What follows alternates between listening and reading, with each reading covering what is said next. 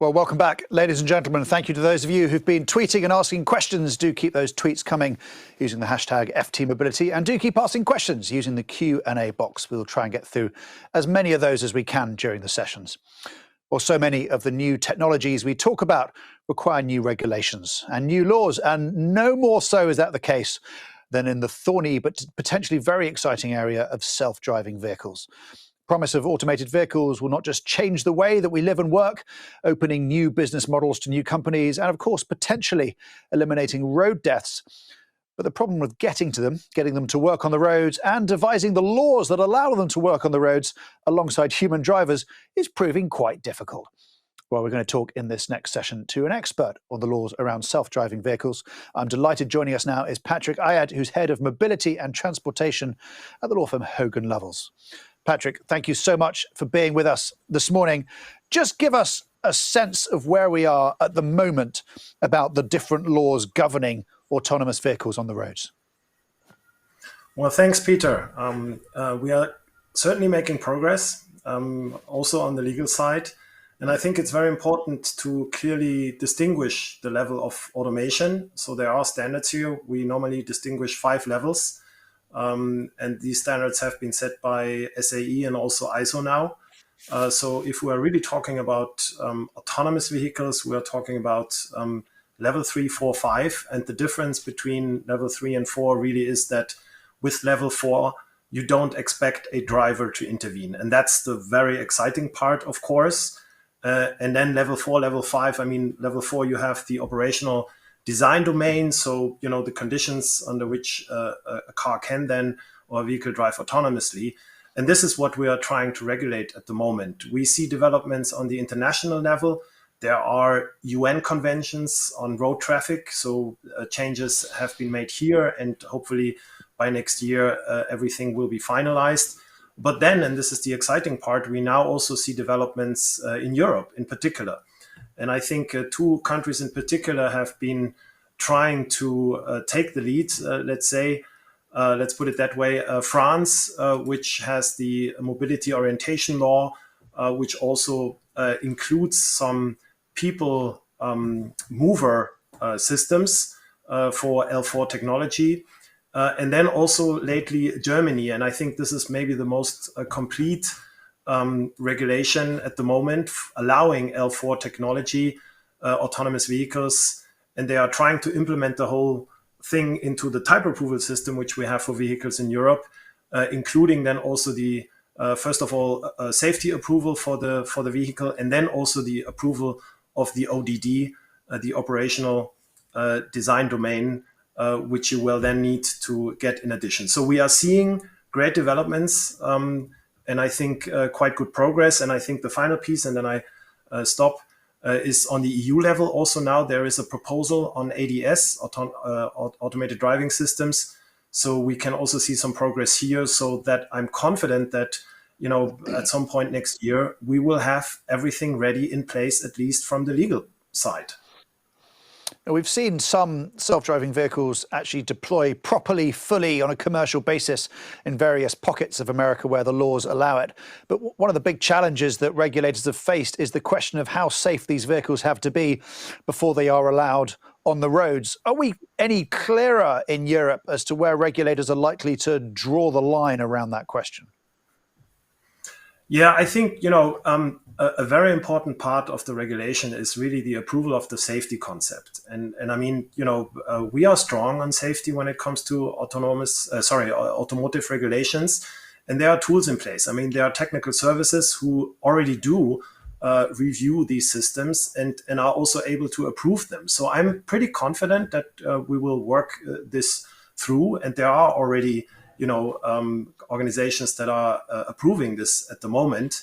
And then also from a liability perspective, I don't see any major issues. We don't need new liability laws to enable autonomous vehicles on the street, because of course, if you develop and put these vehicles on the market, you will be liable for the technology. That's pretty clear. Everyone knows this, everyone accepts that. And again, I'm very confident that the authorities and the technical services will find its way through approving also the safety of those vehicles. And it's interesting because even sort of 3, 4, 5 years ago, we were thinking that liability was one of the issues that has to change, and now it turns out it doesn't. But how do regulators fundamentally deal with the balance between allowing a kind of Silicon Valley move fast and break things approach, which is what some of the technology companies have taken, and the mentality of that, and the need for automotive grade safety systems that will fundamentally protect lives? How difficult a balance is that to strike, given that governments will be hopefully quite keen to try and take the lead in this technology? Yeah, I think it's an excellent point. I mean, we need to be open to allow all kinds of technologies to come in. And there are different approaches, of course. I mean, there are the more traditional automotive manufacturers who take it step by step, who take it also through level 1, 2, 2+, and then maybe level 3 up to the level 4, where you don't have to intervene. Other technology companies in particular, ADS developers, they might go direct level 4. And I think we need to be open for all these developments in order to allow eventually the deployment of these vehicles. Because there is another thing, if you look at the traditional automotive manufacturers, they now have a lot to deal with electrification. We'll probably talk about this somewhat later also. So electrification, semiconductor crisis, all that stuff. This is a huge burden for them. And the focus might not be 100% on autonomous vehicles, but at the same time, there are others who are really focusing on this and who want to move along and also enable this technology and introduce it into the market. So I think also regulation needs to stay open in this respect. And this is actually has been part of our white paper that we have issued recently, the road to autonomous vehicles, because we want to have this exciting new technology on the market, and we want to have it as early as possible, particularly also in Europe. It's interesting that some manufacturers even developed sort of level 3 autonomy, which is where a driver drives part of the time and the car drives part of the time, and then eventually never rolled that out because regulations didn't allow it. It was too difficult to make work. Do we have any clarity from your roadmap of when it is that we are going to see autonomous vehicles at scale, not just in the pockets that you've talked about in France and Germany, but across Europe? Yeah, that's a very good question. I mean, to me, the more important question is where we will see them and not necessarily when. So there may be use cases where it is easier to implement that. So you take a dedicated lane on the highway, take a parking garage, or like a confined area where only autonomous vehicles drive. This is all possible earlier than other things like having these vehicles in Hanoi or so. I don't think I will survive that when we will have autonomous vehicles in the city center of Hanoi, but maybe I will. So I think we need to take it step by step. I think there is still a realistic chance that we will see some use cases by the end of next year or 2023 at the latest. That would at least be my expectation. But again, I mean, it's really confined areas, dedicated lanes, or like a clear defined ODD where we will see these cases. And you already have several off-road cases where autonomous vehicles are common. You've got warehouses, you've got mines, you've got issues, places like that, where you don't have to worry about other drivers or pedestrians or members of the public in general, where these things are able to work.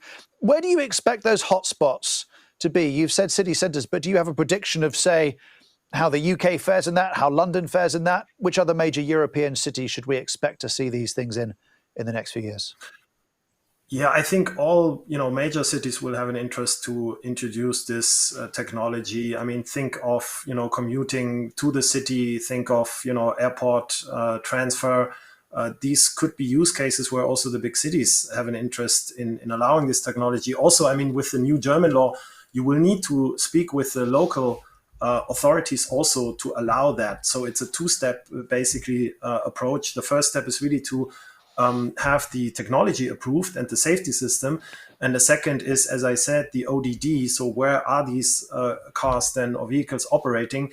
And there you will need a municipal approval, at least from a German law perspective. We'll need to see how the European legislator will eventually then regulate this. But I would hope that we will see approaches like this.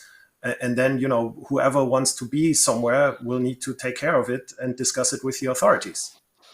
Now, in a few minutes, we're going to be talking to the UK Transport Minister, and this is one of her areas she's responsible for. She's going to talk about what the government is doing on autonomous vehicles. But where do you see the UK in terms of autonomous vehicle regulation at the moment?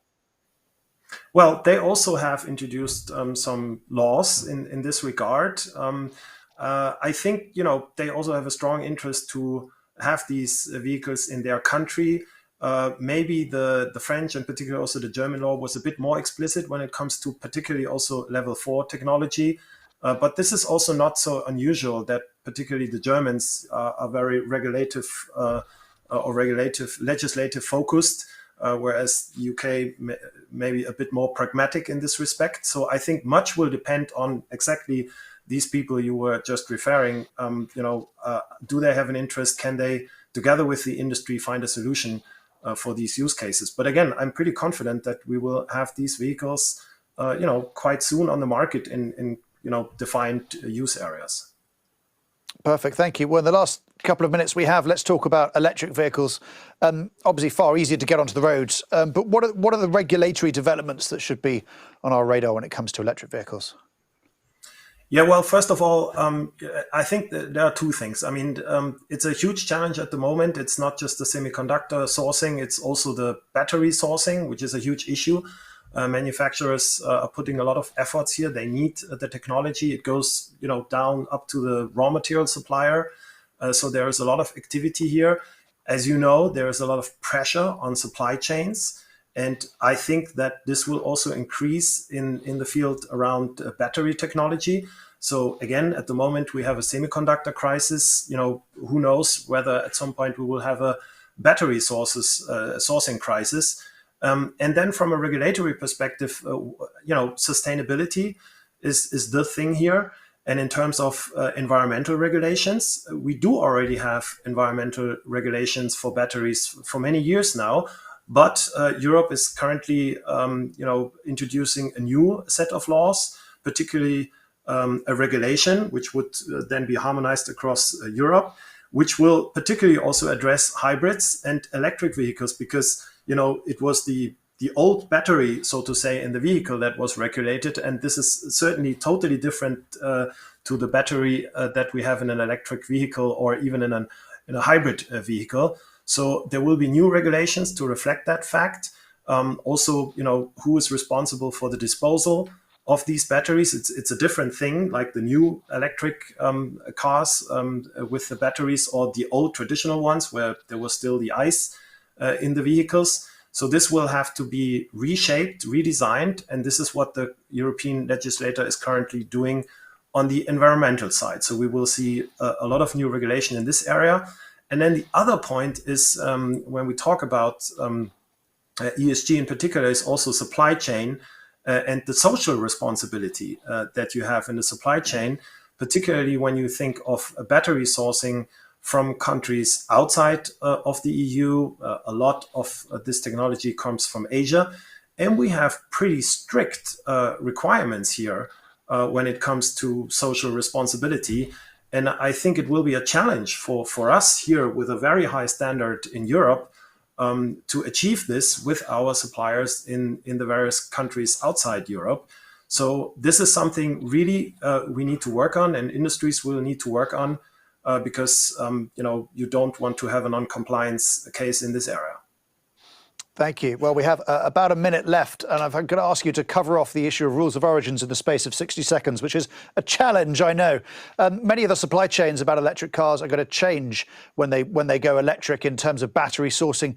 Do you think the rules of origin system we have today will fundamentally be able to remain intact, or do you think they need to change much when we come to looking at the way that companies set up supply chains in the future for electric vehicles? Yeah, I think because of all the reasons I also just said, I do think there might be some changes here, and hopefully the regulator will take a very reasonable approach because, I mean, these rules are pretty burdensome already, and we need to allow, a good degree of flexibility for this innovation to happen going forward. Perfect. Well, we're out of time. Patrick, thank you so much. A fascinating oversight there and canter through all the various regulation issues facing the automotive industry. Well, coming up after the break in about 1 minute's time, we're going to be talking to UK Transport Minister Trudy Harrison. That starts at 12:15. Please do be firing your questions in the Q&A box. We'll come to those, but we'll see you straight after the break.